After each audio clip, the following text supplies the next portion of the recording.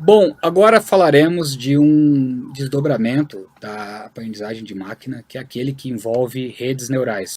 Quando falamos em aprendizagem de máquina, nós falamos de uma série de modelos que podem ser utilizados para prever, por exemplo, pagamento ou não de tarifas, ou fazer uma série de previsões ou gerar uma série de comportamentos por parte do computador.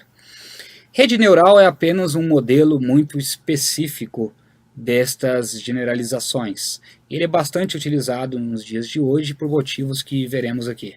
Primeiro, as redes neurais elas foram criadas baseadas em modelos de como o conhecimento humano é formado. Por isso tem esse nome, rede neural. E cada unidade desta rede, ela tenta se aproximar de um neurônio, ela é chamada de perceptron nos dias de hoje, e basicamente é um centro que vai tomar uma decisão de sim ou não com base em uma série de inputs. Então, como demos aquele exemplo de vamos sair no sábado à noite ou não, com base em uma série de inputs para tomar essa decisão, por exemplo, se estará chovendo, se o trânsito estará pesado, basicamente podemos utilizar um perceptron que carregado dessas informações e dando um peso específico para cada, ele consegue decidir sim ou não, dado uma determinada pergunta. Ele consegue generalizar bem para esse tipo de questão. O que pesquisadores acabaram descobrindo com o tempo é que, reunindo uma série de perceptrons ou de neurônios, nós conseguíamos aumentar a complexidade dessas perguntas. Por exemplo, para generalizar números ou generalizar classificações com base numa grande quantidade de dados, por exemplo, de imagens. Então, no momento que nós criamos novas cadeias e novas camadas de perceptrons, uma ligada na outra, então, por exemplo, aquelas informações sobre sair sábado à noite, elas podem criar 4 tipos de decisões que vão ser combinadas em outros 4 tipos até chegar a uma decisão final.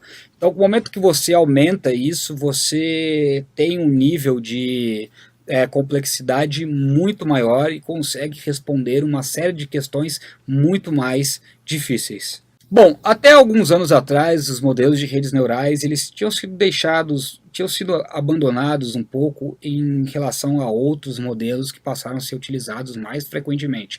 É claro que as redes neurais sempre tiveram um papel dentro da computação, porém outros modelos com menos esforço eles estavam tendo altas taxas de sucesso e acurácia, por exemplo, modelos como Random Forests ou Gradient Boosting, especialmente para gerar respostas, por exemplo, de previsão de pagamento, de modelos de crédito. Esses modelos iam muito bem, e as redes neurais, além de exigirem uma capacidade computacional muito alta, elas ainda têm um problema porque elas não são diretamente interpretáveis. Como falamos em outro vídeo, redes neurais são exemplos de modelos black box. Nós conseguimos generalizar bem, mas nós não sabemos o que o computador está fazendo diretamente ali dentro, como o computador está generalizando dentro daquele modelo. Isso é uma grande desvantagem, especialmente quando queremos saber o que o computador está fazendo, e outros modelos com uma taxa de acurácia maior conseguem nos dar essas respostas. Porém, com o desenvolvimento da capacidade computacional e de algoritmos novos para rodar estes modelos de redes neurais, pesquisadores começaram a aumentar muito o número de camadas utilizadas e o número de nós. Isso começou a ser chamado de aprendizagem profunda, ou de deep learning, um tipo de machine learning profundo. Esses tipos de modelos eles acabaram tendo uma predominância nova, e eles acabaram se tornando modelos muito bons para lidar com alguns tipos de dados, o que nós chamamos de dados não estruturados. Por exemplo, dados derivados de textos, vídeos, imagens, fala, todos esses dados, a aprendizagem profunda lida muito bem com eles. Não dados estruturados, isto é, aqueles que nós temos claramente uma coluna numa tabela e nós temos informações sobre cada cliente, por exemplo. Aquilo são dados estruturados. Dados não estruturados são dados brutos de textos, imagens e vídeos. Hoje, 2 tipos de modelos que eles estão cada vez mais famosos. Um deles é um modelo que lida bem com imagens, como com vídeos, que é o modelo de redes convolucionais, ou convnets. Como eu disse, esse é um tipo de dado, imagens são tipos de dados com os quais a aprendizagem profunda lida bem. Então, vamos supor que nós temos uma série de imagens e nós queremos classificar, por exemplo, imagens de tratores diferentes de caminhões ou imagens de paisagens, e queremos classificar o que é cada. Então nós introduzimos os dados em forma de matriz.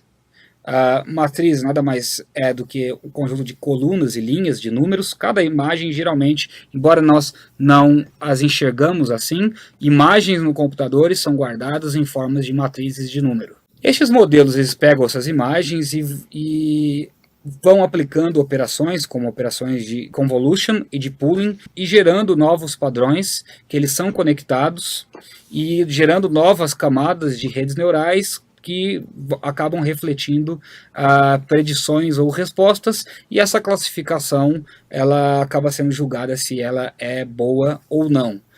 E neste momento, conforme introduzimos cada vez mais dados, a generalização vai ficando cada vez melhor e a classificação também melhora.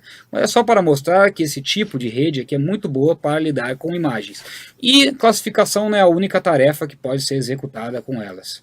Hoje, por exemplo, gerar novas imagens é muito comum dentro de redes convolucionais. Por exemplo, nós aplicamos a um conjunto de fotos por exemplo, de animais, e conseguimos gerar imagens artificiais de animais. Isso foi uma grande revolução dentro da inteligência artificial, mas é possível de ser feito hoje graças a essas chamadas redes convolucionais. Há outras aplicações, por exemplo, isso aqui é o que o Google chama de Deep Dream. O Google tem modelos de classificação de imagens, e o que esse Deep Dream faz é, ao introduzir uma nova imagem, ele pede para o computador, para esses modelos pré-treinados, gerar novas imagens dentro dessa imagem introduzida. Como vocês podem ver, ele acaba gerando focinhos de cães, talvez porque haja muitos animais dentro desses modelos, ele acaba introduzindo, gerando novas imagens, novos padrões dentro dessa foto. Eles comparam isso à atividade de sonhar, como se os computadores estivessem sonhando, mas nada mais é do que uma aplicação de redes convolucionais. Outra aplicação clara também dessas redes convolucionais é não só gerar imagens, mas gerar vídeos. Hoje, é claro, conseguimos gerar imagens de pessoas em determinadas situações, novas imagens artificiais de pessoas que não foram fotografadas naquelas situações, mas pesquisadores foram ainda além. Eles conseguiram recriar o ex-presidente americano Barack Obama fazendo um discurso com uma imagem, e criaram traços dele. Isso daí foi generalizado pelo computador, possivelmente isso foi generalizado pelo computador com redes convolucionais, e a partir disso eles criaram novas imagens. Isso são tecnologias que que todos podem ter acesso a elas hoje. A grande diferença, é claro, na quantidade de dados e na capacidade computacional. Nem todo mundo tem essa capacidade em casa. Universidades têm, grandes empresas têm. Ninguém tem essa capacidade em casa geralmente. Porém, esses algoritmos já estão disponíveis para serem usados. Uma aplicação final das redes convolucionais tem a ver aqui mais com Reinforcement Learning. Então, como funciona a aprendizagem de reforço para os jogos de Atari? Nos últimos tempos, eles desenvolveram uma rede que consegue generalizar quase todos os jogos de Atari. Isso aqui é um jogo claro Esse aqui é um jogo famoso de Atari chamado Pong, em que dois adversários ou alguém contra o computador tem que fazer com que a bola atravesse e não seja rebatida pelo adversário. O que foi feito aqui é introduzir várias imagens em forma de matriz, de vários frames no computador, e fazer com que o computador fosse guardando essas matrizes ao lado de payoffs e de operações, de forma a generalizar e criar probabilidades de ter que movimentar para cima ou movimentar para baixo, de acordo com os novos frames, e assim vencer o computador. Nada mais é do que a mistura de uma aprendizagem de reforço com redes convolucionais numa aplicação clara aqui.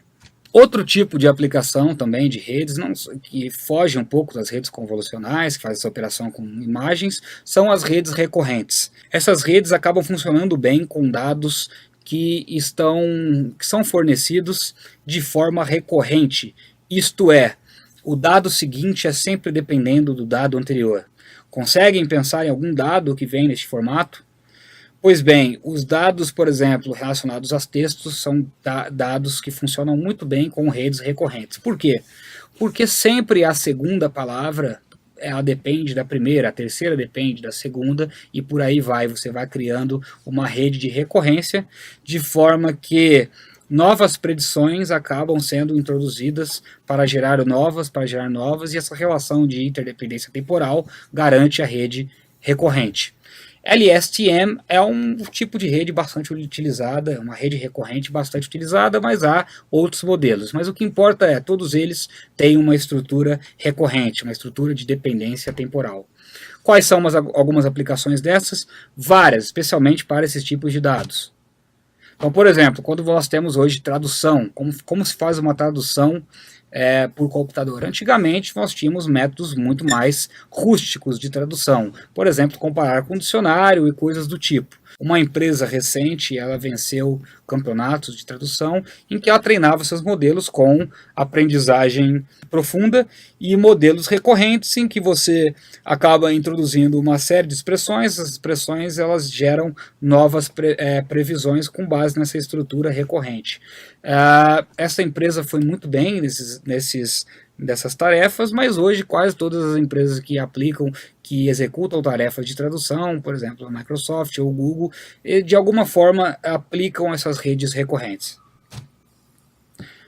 Outro também, da mesma forma que nós gerávamos imagens, as redes recorrentes conseguem gerar texto.